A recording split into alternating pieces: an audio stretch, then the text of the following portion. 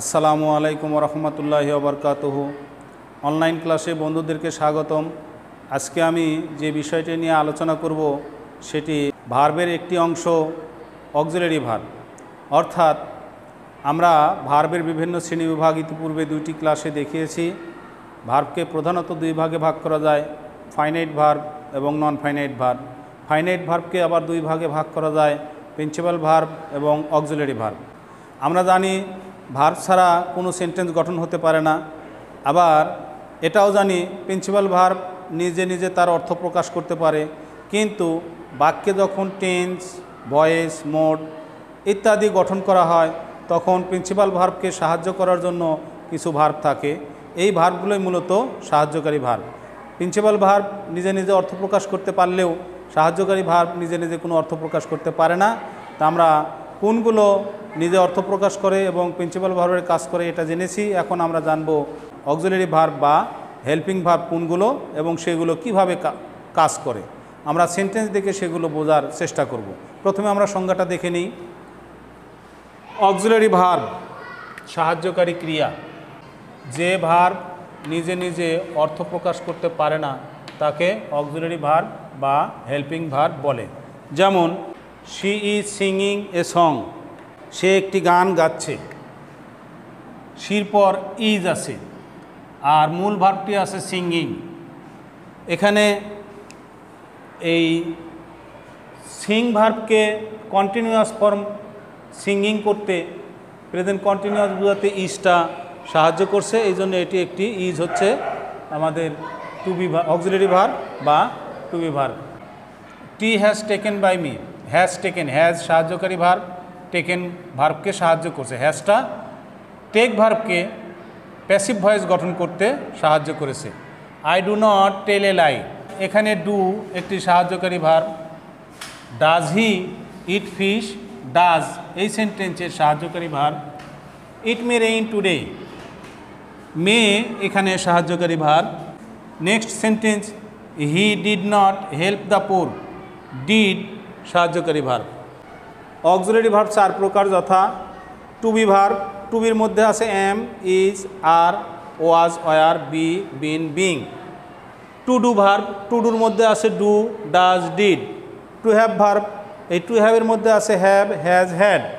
আর modal auxiliary, modal অক্সিলারির মধ্যে আছে can, could, may, might, shall, should, will, would, must, ought to, used to, dare, need ইত্যাদি।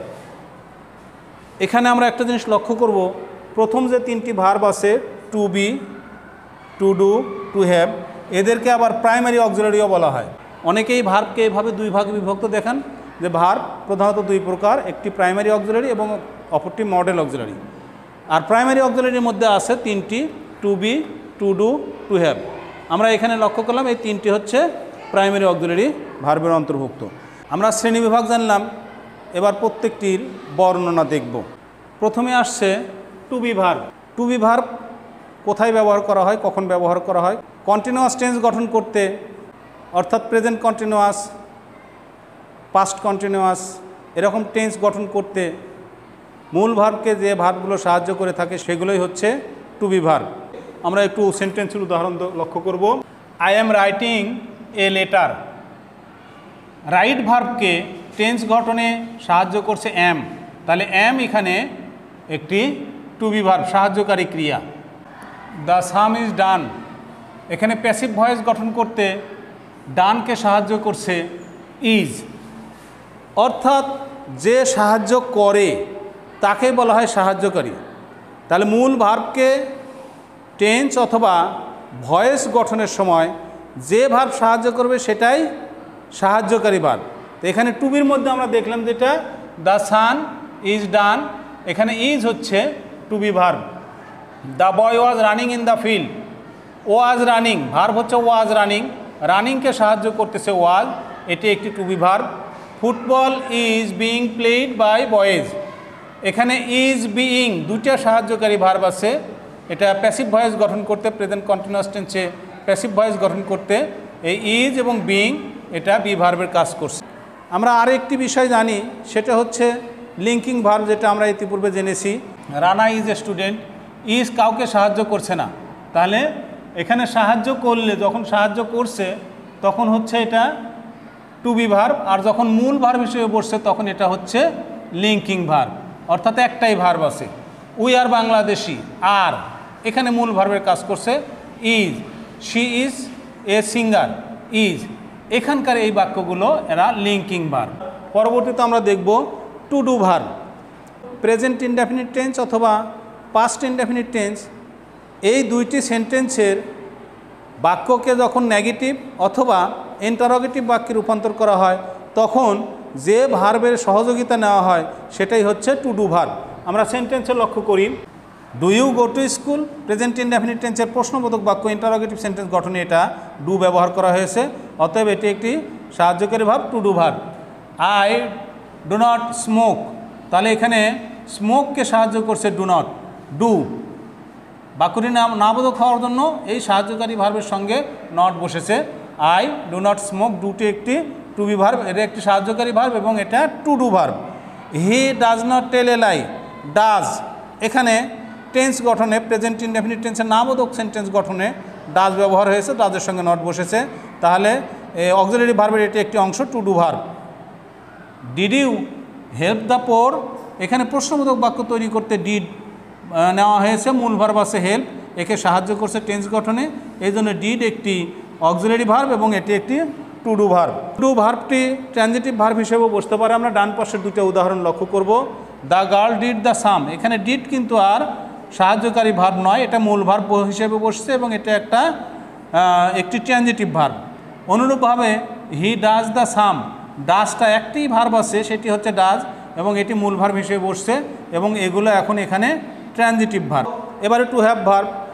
Present perfect tense অথবা past perfect tense গঠনের সময় যে সাহায্যকারী ভার্বের সহযোগিতা নেওয়া হয় সেটা হচ্ছে হ্যাভ, হ্যাজ বা হ্যাড, এটাই হচ্ছে টু হ্যাভ ভার্ব। যেমন আমরা উদাহরণ দেখি, she has seen a tiger, see ভার্বকে টেন্স গঠনে সাহায্য করছে প্রেজেন্ট পারফেক্ট টেন্স, এটা সিন হলো, আর সাহায্যকারী ভার্ব এসেছে এখানে হ্যাজ, তাহলে হ্যাজ একটি, এই বাক্যের হ্যাজ একটি সাহায্যকারী ভার্ব এবং সেটা to have verb. They have done the work, ডানকে সাহায্য করেছে হ্যাভ, প্রেজেন্ট পারফেক্ট টেন্স গঠনে সাহায্য করেছে, এই জন্য হ্যাভটা হচ্ছে একটি সাহায্যকারী ভার্ব, এটা টু হ্যাভ ভার্বের অন্তর্ভুক্ত। The patient had died before the doctor came, এখানে পাস্ট পারফেক্ট টেন্স গঠন করতে ডাই ভার্বকে সাহায্য করেছে হ্যাড, অতএব এটি একটি অক্সিলারি ভার্ব বা হেল্পিং ভার্ব, এটা টু হ্যাভ ভার্বের অন্তর্ভুক্ত। এ ওয়ার্ড হ্যাজ বিন কট, এটা প্যাসিভ ভয়েস গঠন করতে প্রেজেন্ট পারফেক্ট টেন্সের এই হ্যাজ বিন এসেছে, হ্যাজের সঙ্গে বিন এসেছে, অর্থাৎ বিন থেকে এসেছে বিনটা, তাহলে এখানে হ্যাজটা হচ্ছে আমাদের অক্সিলারি ভার্ব এবং এটা টু হ্যাভ ভার্বের অন্তর্ভুক্ত। আমরা আরেকটা বিষয় জানি যে এই হ্যাভ, হ্যাজ বা হ্যাড এটা ট্রানজিটিভ ভার্বের কাজও করে।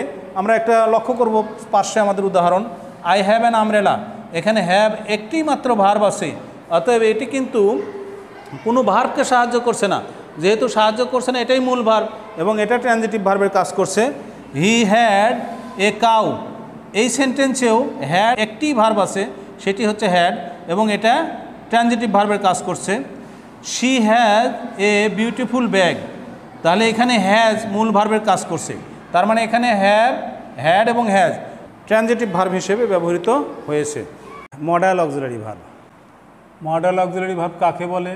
মডাল ভার্বগুলো অক্সিলারি ভার্বের এমন একটি অংশ যা বক্তার বিভিন্ন প্রকার মোড অর্থাৎ বক্তার মানসিকতা বা দৃষ্টিভঙ্গি অর্থাৎ অ্যাটিটিউড প্রকাশ করে থাকে। পার্সন বা নাম্বার ভেদে এই ভার্বগুলোর কোনো পরিবর্তন হয় না। মডাল অক্সিলারি ভার্বের পর মেইন ভার্বের বেস ফর্ম বসে। কাজের সম্ভাবনা, অনুমতি, নিশ্চয়তা, উচিত অর্থ প্রকাশ এবং ফিউচার ইনডেফিনিট টেন্স বোঝাতে মডেল অক্সিলারি ভার্ব মূল ভার্বের আগে বসে। আমরা জানি মূল ভার্বের প্রেজেন্ট ফর্মের পূর্বে মডেল অক্সিলারি বসে। এই মডেল অক্সিলারিগুলো আমরা কখন ব্যবহার করি? কোনো কাজের সম্ভাবনা থাকলে, কোনো কাজের নিশ্চয়তা প্রকাশ করতে, কাজের বাধ্যবাধকতা, কোনো কাজ করা উচিত এরকম যদি বোঝায়, কিংবা ফিউচার ইনডেফিনিট টেন্স প্রকাশ করতে মডেল অক্সিলারি ব্যবহার করা হয়। আই ক্যান সুইম, আয়ের পরে ক্যান বসছে, ক্যানের পর সুইম। সুইমটা মূল ভার্বের বেস ফর্ম, এর আগে সাহায্যকারী ভার্ব হিসেবে যেটা বসছে ক্যান, এটা মডেল অক্সিলারি। আর এটা পার্সন অথবা নাম্বার ভেদে কোনো পরিবর্তন হয় না। যেমন আয়ের সঙ্গেও ক্যান বসেছে, পরবর্তী সেন্টেন্সে হি ক্যান সুইম, হির সঙ্গেও ক্যান বসেছে। তাহলে ক্যান, উভয় সেন্টেন্সের ক্যান মডেল অক্সিলারি। অর্থাৎ দে যদি বসে, প্লুরাল যদি হয়, তাও সেক্ষেত্রেও হবে দে ক্যান সুইম। তার মানে মডেল অক্সিলারি ভার্ব যে পার্সনই হোক না কেন, পার্সন, সেকেন্ড পার্সন বা থার্ড পার্সন, সব পার্সনের সঙ্গে এক। এবং নাম্বারের ক্ষেত্রেও তাই, সিঙ্গুলার নাম্বার, প্লুরাল নাম্বার, এটার কোনো পরিবর্তন হয় না। May I come in sir, এখানে অনুমতি প্রকাশের জন্য মে মডেল অক্সিলারি বসেছে। ইউ মাস্ট ডু ইট, এখানে নিশ্চয়তা বোঝাচ্ছে, বোঝানোর জন্য মাস্ট ব্যবহৃত হয়েছে। You should obey your parents, উচিত অর্থে এখানে শুড বসেছে। The boy will go to school, simple future tense, অর্থাৎ ফিউচার ইনডেফিনিট টেন্স বোঝাতে এখানে গো ভার্বের পূর্বে উইল বসেছে, তাহলে এটি একটি modal auxiliary. She could do the some, could modal auxiliary, তারপরে যেটা বসেছে এটা মূল ভার্বের বেস ফর্ম বা প্রেজেন্ট ফর্ম। আমরা লক্ষ্য করলাম মডেল অক্সিলারি ভার্ব তার পার্সন বা নাম্বার অনুযায়ী কোনো পরিবর্তন হয় না, এবং মডেল অক্সিলারি ভার্বের পর মূল ভার্বের বেস ফর্ম বসে। বন্ধুরা, এই অক্সিলারি ভার্বগুলো প্রিন্সিপাল ভার্বের সঙ্গে কিভাবে পার্থক্য নির্ণয় করছে আমরা সেগুলো আলোচনা করেছি। তোমরা পূর্বের আলোচনার ভিডিওটি দেখে আসলে তোমাদের পার্থক্য বুঝতে সহজ হবে। আমরা অনলাইন ক্লাস আজকে এখানেই শেষ করছি। আল্লাহ হাফিজ।